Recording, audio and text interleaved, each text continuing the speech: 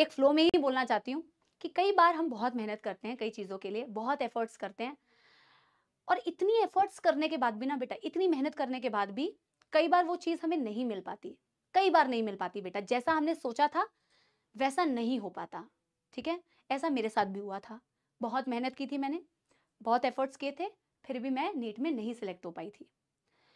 और उस वक्त में आपको बहुत सारे लोग ताने मारेंगे, बहुत लोग ताने मारेंगे, बहुत रिश्तेदार बेटा एकदम बैठे होते हैं कि the moment something goes wrong वो आपको ताने मारेंगे, आपके माँ बाप को भी ताने मारेंगे। ठीक है ना।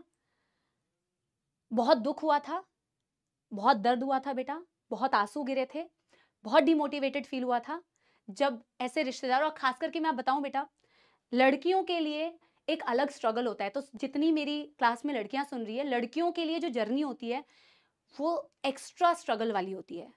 जब आपके रिश्तेदार ना ये बातें बोलते हैं कि क्यों पढ़ा दिया लड़की को, शादी करके जाना ही तो था, पराया धन है, पढ़ा लिखा के कर क्या लोगे, क्यों लगा दिए इतने पैसे, देख लो यही होना था।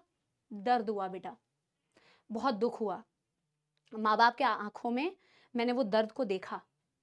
लेकिन एक चीज बेटा जो मैंने कभी नहीं मानी वो है हार।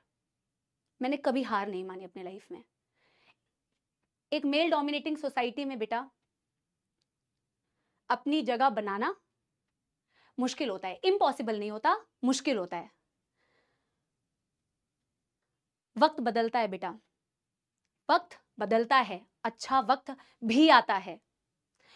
और आज बेटा जिन लोगों ने इतने ताने मारे थे ना मेरे पेरेंट्स को, मुझे इतना सब कुछ बोला था, उनके मेरे मम्मी पापा के पास फोन आते हैं कि समाप्ति से एक बार बोल देना मेरी बेटी को नीट की तैयारी करनी है, थोड़ा सा गाइडेंस दे देना कैसे करना है। जब मैं और मैं आपको बता रही हूं बेटा, उन्होंने जो किया वो उनका कर्म है।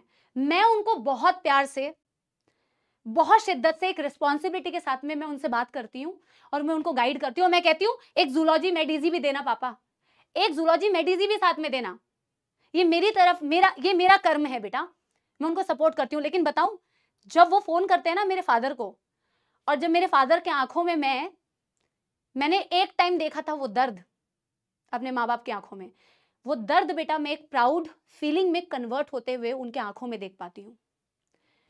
और जब मैं इस दर्द को मैंने प्राउड फीलिंग में कन्वर्ट होते हुए देखा ना बेटा, इससे बड़ा रिवेंज, इससे बड़ी सक्सेस कुछ नहीं हो सकती, कुछ भी नहीं हो सकती। तो मुझे दिल से फील होता है कि मैंने कुछ तो किया है।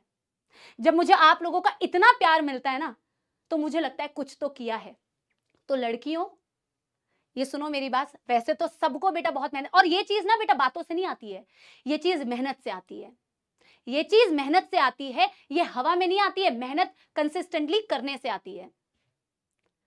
तो लड़कियों, बहुत लोग बेटा आपको ताने मारेंगे, लड़कियों को भी मारते हैं, लड़कों को भी मारते हैं, पर क्योंकि मैं बेटा एक्स्ट्रा स्ट्रगल बता रही हूं, जो एक्स्ट्रा स्ट्रगल होता है, आपको नीचे दबाने की कोशिश करेंगे, आप लोगों को बहुत कुछ बोलेंगे कि तुम किसी लायक नहीं हो, लड़कों को भी बोलेंगे किसी लायक नहीं हो, कुछ नहीं कर सकते, तेरा कुछ नहीं हो सकता। ये टॉक्सिसिटी है बेटा, इस टॉक्सिसिटी को ना एक कान से सुनना है, एक कान से निकाल देना है। ये टॉक्सिसिटी इस दिमाग में यहां नहीं, यहां कचरा बन जाएगी बेटा वो टॉक्सिसिटी। उस कचरे को यहां बेटा इकट्ठा नहीं करना, उस कचरे को डंप करना है यहां से। जिस दिन उस टॉक्सिसिटी को तुमने बेटा यहां जमा करना स्टार्ट कर दिया ना बेटा, तो लाइफ नेगेटिव हो जाएगी। कचरे को डिस्कार्ड करना है, डंप करना है। समझ में आ रही है बात?